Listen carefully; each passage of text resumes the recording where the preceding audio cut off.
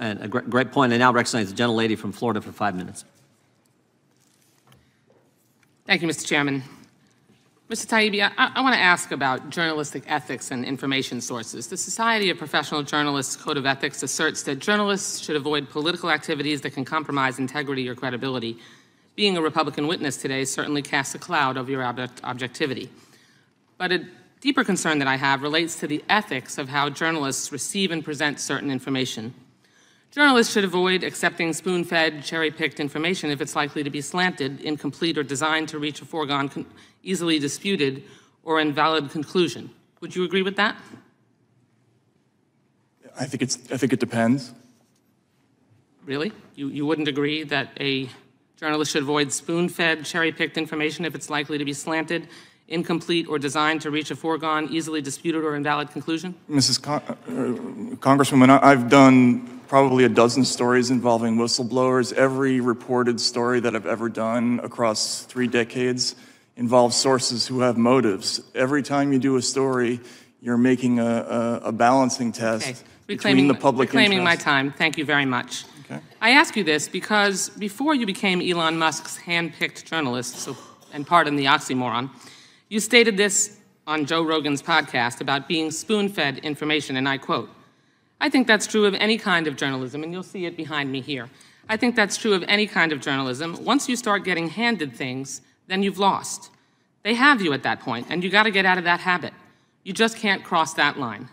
Do you still believe what you told Mr. Rogan? Yes or no? Yes or no? Yes. Good.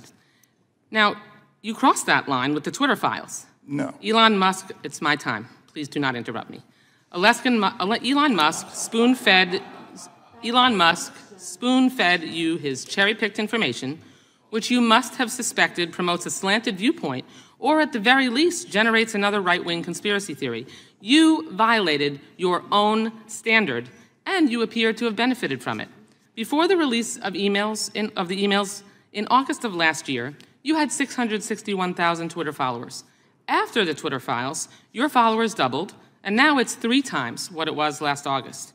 I imagine your Substack readership, which is a subscription, increased significantly because of the work that you did for Elon Musk. Now, I'm not asking you to put a dollar figure on it, but it's quite obvious that you've profited from the Twitter files. You hit the jackpot on that Vegas slot machine to which you referred. That's true, isn't it? I've also reinvested. You've made some. No. Is it true that you have profited since you were the recipient of the Twitter files? You've made money. Yes or no? I think it's probably a wash, honestly. No, you have made money that you did not have before, correct? But I've also spent money that I didn't have before. I just hired a whole group of people to investigate. Patently obvious answer, reclaiming my time. Attention is a powerful drug. Eyeballs, money, prominence, attention, all of it points to problems with accuracy and credibility.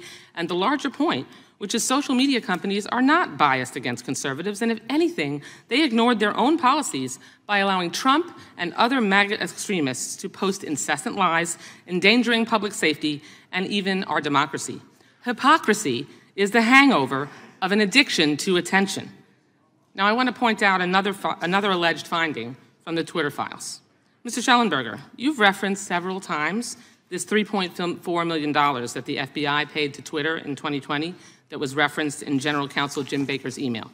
I first want to confirm that nowhere in the email does Baker say that the money was paid to censor information, take down posts, suspend accounts, or do anything relating to content moderation. Is that correct? It is.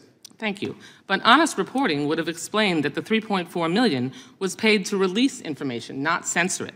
One of my colleagues on this panel repeated your distortions and told Americans this reimbursement was used to, quote, censor certain stories. That's a flat-out lie.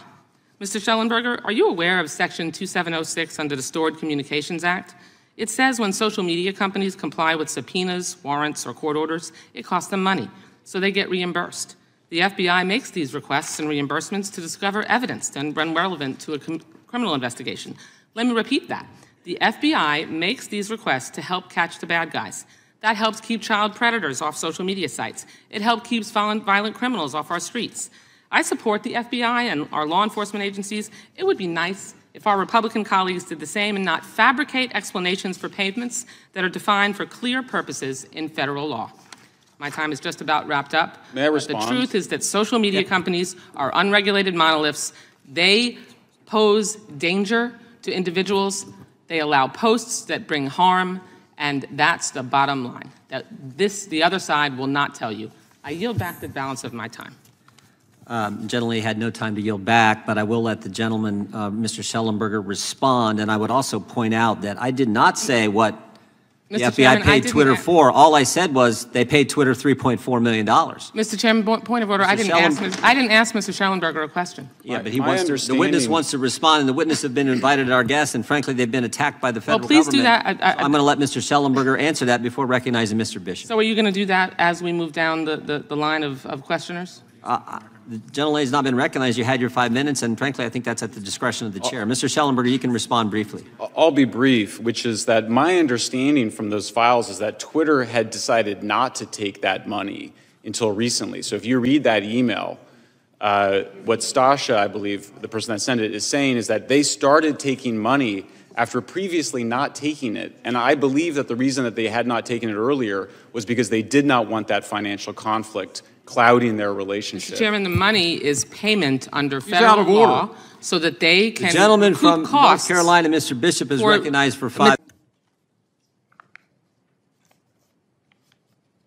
Of course, as you know as well as I do, that the FBI cannot censor American speech. Talks about abridging speech, that our First Amendment does. At one time, I think it was during your tenure, the FBI had 80 FBI agents working with social media,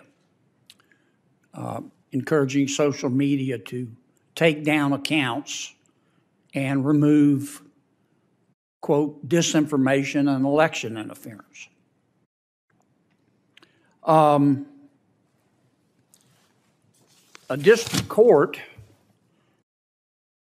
found that the FBI and other agencies asked social media platforms to remove content and to change their moderation policies in a way that violated the First Amendment. And it went up to the Fifth Circuit. The Fifth Circuit limited the injunction, but here's what the Fifth Circuit said. The FBI, quote, likely coerced the platforms into moderating content and encouraged them to do so by effecting changes in their moderation policies, end quote, in violation of the First Amendment. The FBI agreed with the plaintiffs that, quote, I'm quoting the Fifth Circuit, federal agents ran afoul of the First Amendment by coercing and significantly encouraging social media platforms to censor disfavored speech, including by threats of adverse government action, like antitrust enforcement and legal reforms. That's serious. Is the Fifth Circuit wrong? Well, as you may know, first off, let me just say the opinions talk about a whole bunch of other executive agencies besides the FBI, and I'm not going to speak to what the other agencies did or didn't do. But Well, as you far weren't as the only one. It was the White House. It was Homeland Security. But your folks were there too, all 80 of them, 80 agents. Well, but combing social media every day, calling Twitter, calling Facebook, take that down. Get rid of that account. And it wasn't just on election interference. It was on COVID vaccines. It was on lockdowns. So a couple things, and I appreciate the opportunity to clarify this.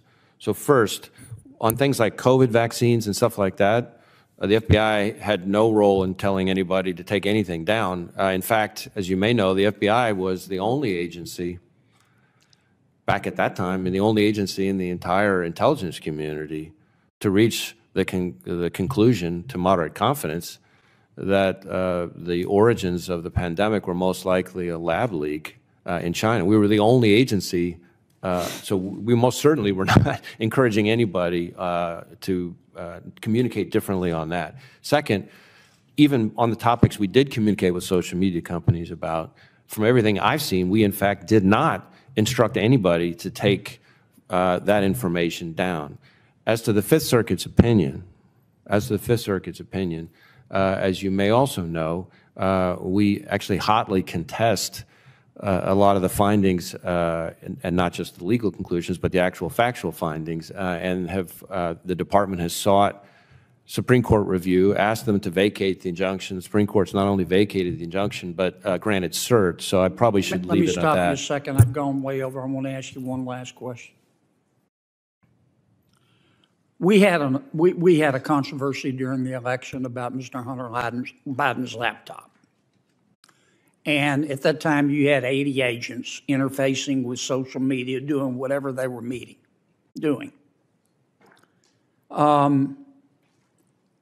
The FBI had the Hunter Biden laptop, got it on December 9th, 2019. The New York Post story, which a lot of the social media companies at the suggestion of government took down. The story came out on 10/14/2020. Why didn't the FBI just say, hey, the laptop's real?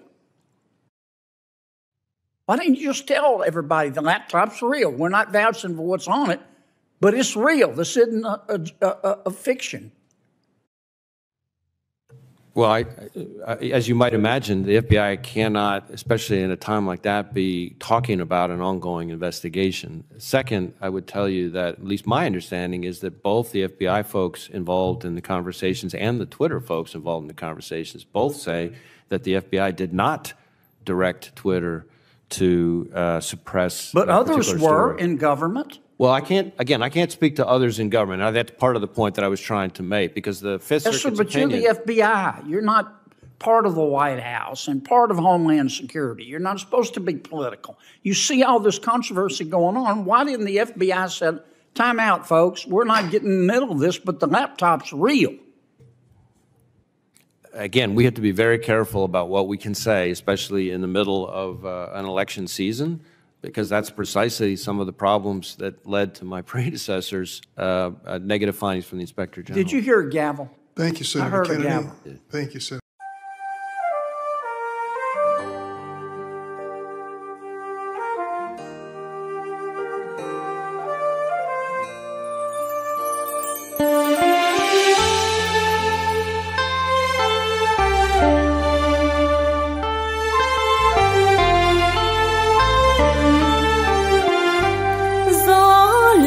Lạnh buồn ơi,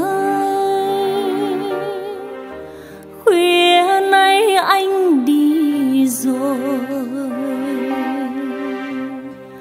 bao nhớ nhung xa vời, ôi nói không nên lời để cạn niềm yêu mến anh.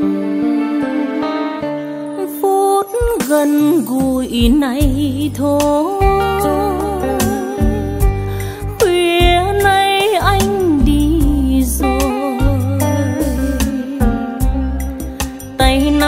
tay không rời, mắt ngắm xa chân trời, mà lòng nghe nhớ thương hoài.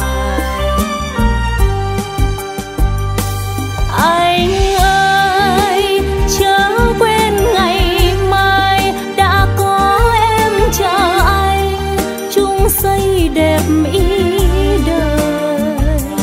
Tương lai ấp trên môi, yêu nhau ta thầm nói, nụ cười trao duyên mới, ước vọng để mà vui. Khuya nay anh đi rồi, đem chí trai xây đời, đem mến thương cho người người đợi chờ anh.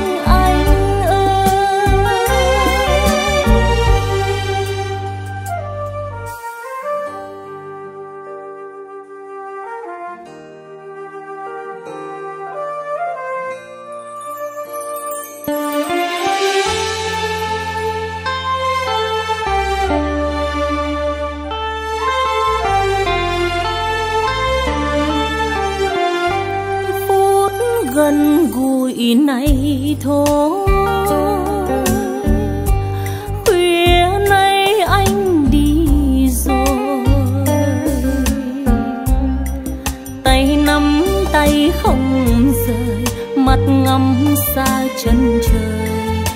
lòng nghe